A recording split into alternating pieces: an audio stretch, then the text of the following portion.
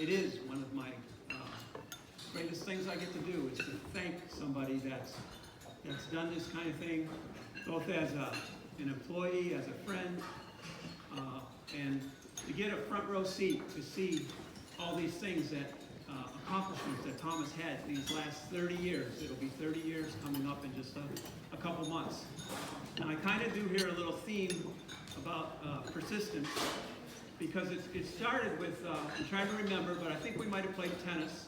We both had a love for tennis, and he said he wanted to stop over and see me. And it was just Jamestown and Camp Anyasa back in those days. And it turned out that he had a t-shirt selling business.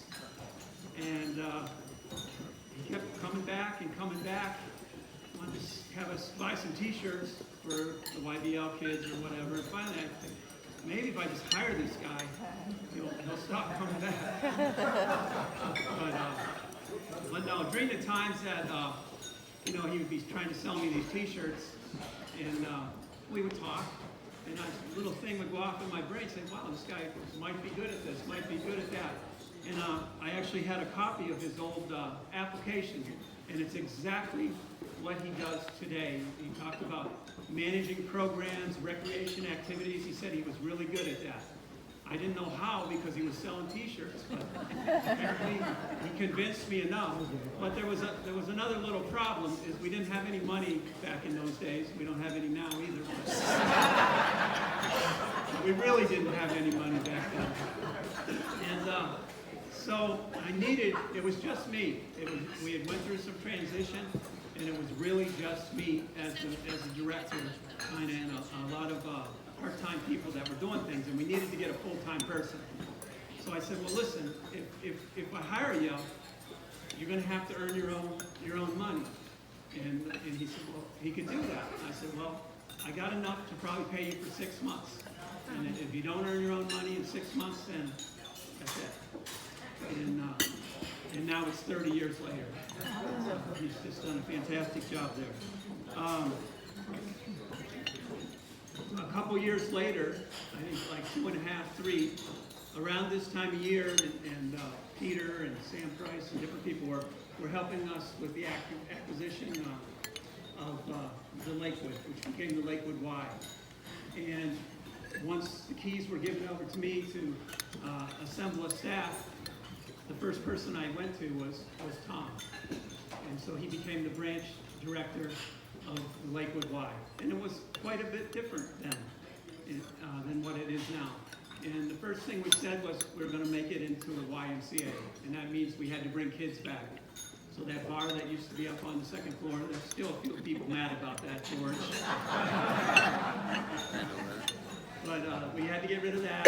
We were babysitting and kids, and these were Tom's ideas. He had an idea about the soccer. Now we could program soccer 24/7, is how popular that is.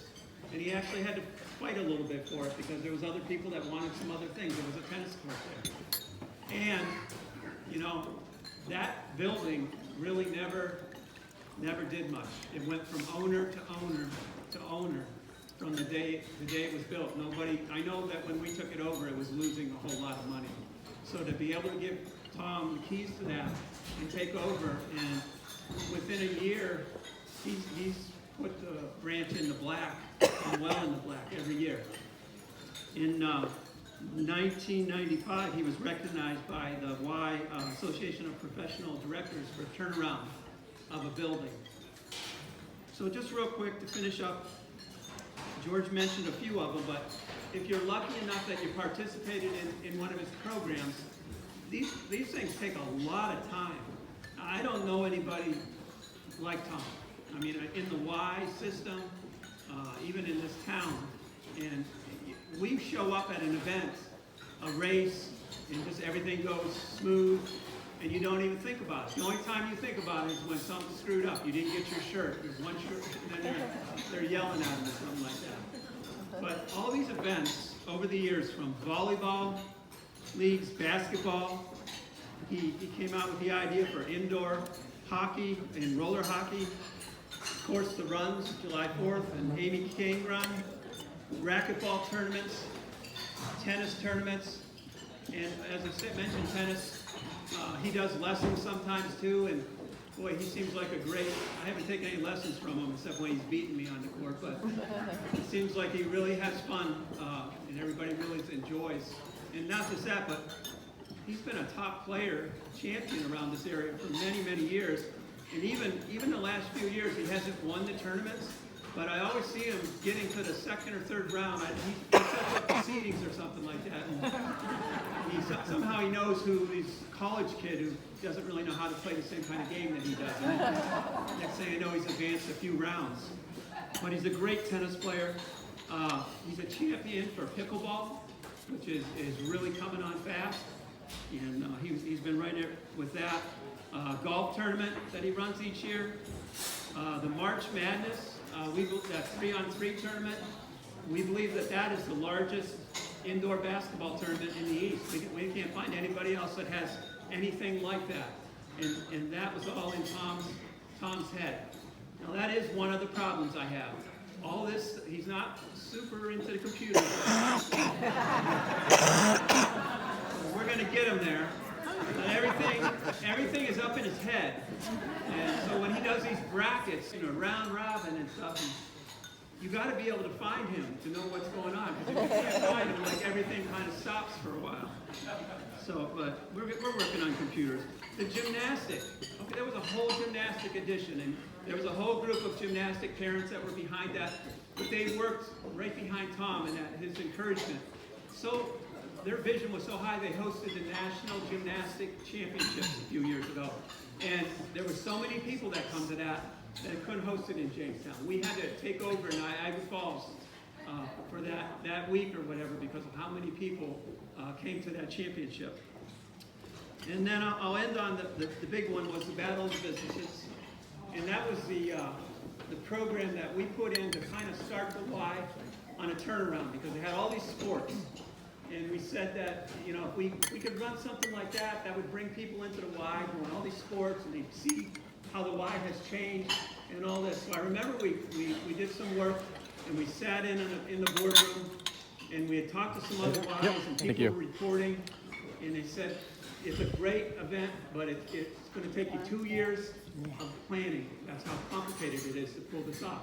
And back in those days, by the way, it was a 2-week event. And I said, Tom, you got 3 months. And 3 months later, we had the opening Battle of the Businesses. And it's been going on how many years now, Tom? 30 years. Okay, I should know that. Anyhow,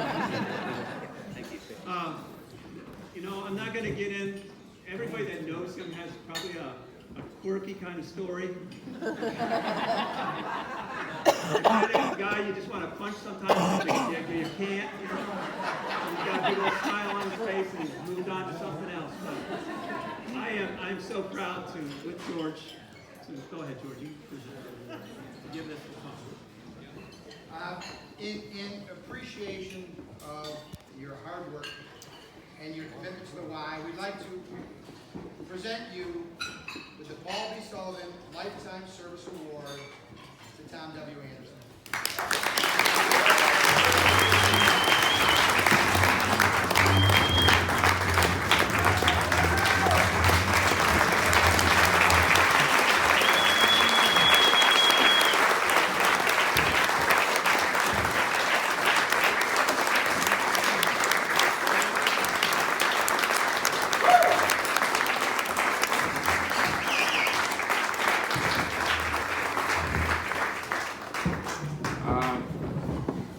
Thank you.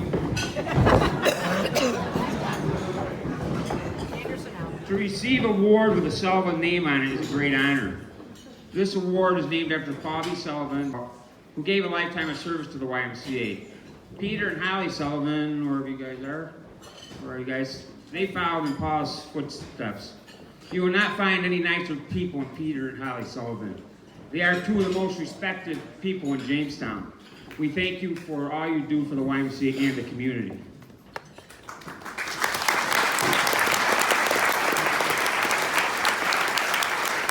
My mom and dad are here tonight. They're over on the second table.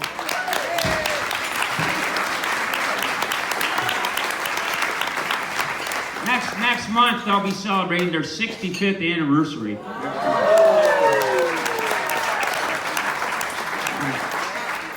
Now, this is how the story goes. About 65 years ago, my dad received abrupt to go to Korean War. He had to go to the Korean War, okay?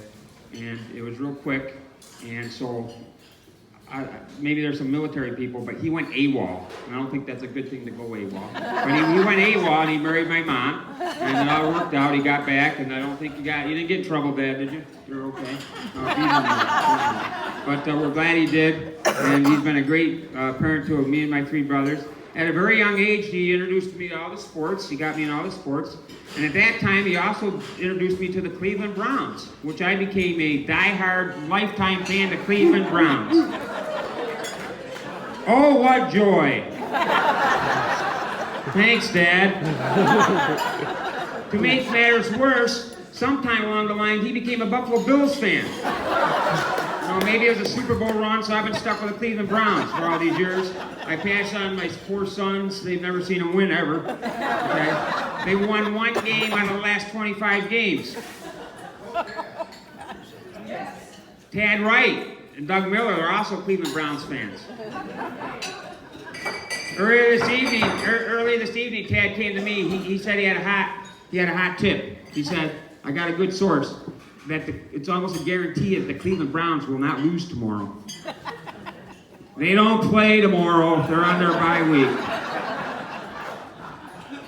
Now, I was a Y kid growing up. I think a lot of the others were. The Spiro Bellow back in the day. We had about 100 kids in the youth side. We ran on the track. We did a lot of boondoggle. We used to go downstairs, and there was a guy in a cage that gave a towel. Anybody remember that? I didn't quite know what that was about. I also was an Anyasa kid. I went to camp Anyasa. Maybe John don't know this. What a tremendous job John O'Brien, Itza, Rachel, and the volunteers have done to this camp. This is one of the top camps in the country. Unbelievable. Now, I know John is way younger than me, and I know this is going to sound a little weird. He's way younger than me, and I really can't explain this. But there was either a time warp or a Twilight Zone type of thing, but I'm pretty sure when I went to camp, John was a camp director here. Great job, John. All right, I met Mark through playing tennis. I have a little bit difference of how I got hired. I went in for the job interview. I thought I put together a pretty good resume. I graduated from Brockport State. I was a phys ed and sports administration director there. I was a USDA certified tennis teacher. I played a lot of the sports. But Mark wasn't even looking at my resume. He was staring down at the side of the table where I had my keychain. I had a Cleveland Browns emblem on the keychain. He said, are you a Browns fan? I go, yeah. We started talking about Bertie Kosar, and he said, you're hired. We have been a great team all these years. And a lot of these ideas weren't always mine. A lot of them were Mark's. Mark came up with the battle of businesses. Now, he made me do it, but he didn't come up with it. We've been a great team, and Mark, I want to thank you. Appreciate it. Like he said, when we acquired the tennis center, that was a great job. I think Peter was involved, and Paul Bush, and Sam Price. That was a great fit for us, because they were having problems. He asked me, or he told me that I was going to manage it. We were given $25 to fix it up. And $25,000, I mean. $25,000 to fix it up, and I wanted to build the soccer field. Everybody else wanted to have the roof fixed because it leaked. It leaked all over the place. 30 years later, starting this fall, we're going to have 68 soccer teams play each week. There's 68 soccer teams. We've played 18,000 soccer games since the last 25, 30 years. Roger Bingham is one of my referees here. Where's Roger? He's reffed most of them games. There you go, Roger.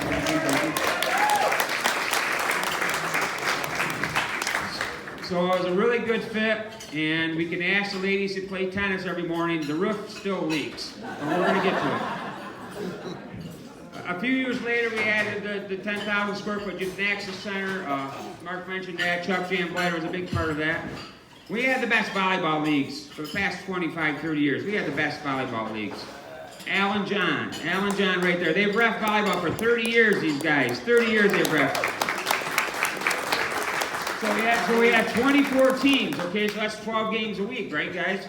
12 times 12 games, 12 weeks, that's 144 teams. There's 2 leagues, there's 288 games there. When you factor in the Battle of Businesses, which is round robin, that's another 80 games. So the past 30 years, we played 10,800 games. These guys have reffed them all. And John missed one call back in 1999. He missed a call. He did a great job. 30 years of Battle of Scott Mika's here. 30 years of Battle of Business, Scotty. 30 years of Battle of Business. 45,000 people participate in it. It's been a great year. 3 years of running the race. The July 4th, the Amy's run. The Battle of Business run. Dave Reinhardt and Jimmy Swanson, they're my timers. 40,000 people across the finish line. 40,000. I counted them. 40,000. Thanks, Dave and Jim. Thank you. The Amy King race we do every year in honor of Amy King. We raise $170,000 for the camps. So great job. We have the annual family golf tournament, and that's Bill and Judy Briggs have been part of that. 2,400 golfers. Thanks, Bill.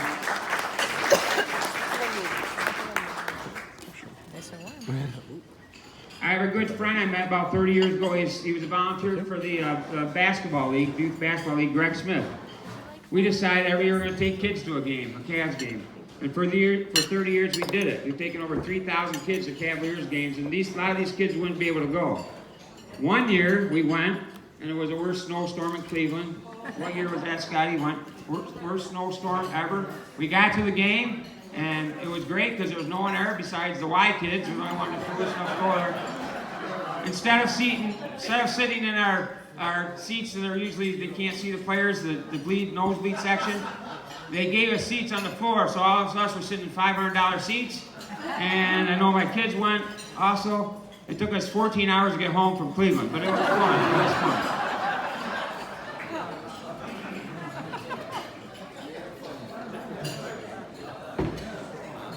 Herb Rice, a good friend of mine, helped me do the racquetball tournament. For 30 years, we've done a racquetball tournament. You know how many matches, Herb? 1,800 matches we played in that racquetball tournament. So thanks a lot, Herb, for helping me with that.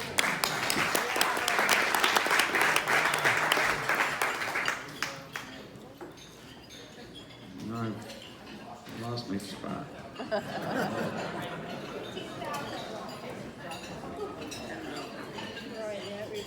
Pickleball, like we say, is a new sport's coming up. Scott Sawyer's been a great job in helping promote the pickleball. We just had a tournament this last weekend. We have like over 100 players, and we just put a bid in to have the New York State Championship. So it's a great new game. I'd like to thank all my staff for the past 25 years of help.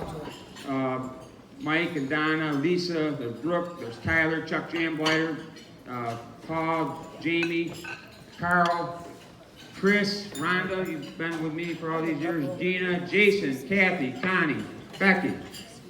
And then the trustees, Mike Lyons, Sam Price, George, Peter, Bobby Thompson. You guys have always been great support for the YMCA.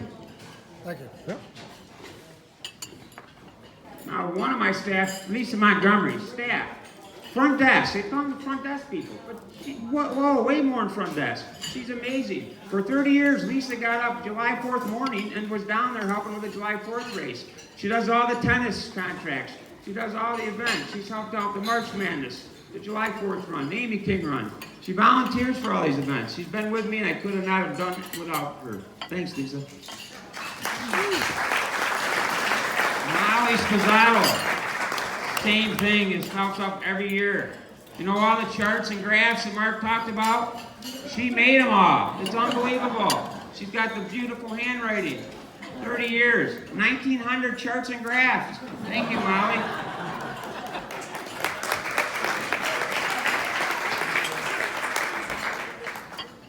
Chris Wakesley, thank you.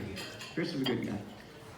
Finally, I want to thank my family, my kids. They flew in from D.C. this morning, and they're going to fly out tomorrow morning. They have tight schedules, but I appreciate coming. Corey, Troy, and Courtney.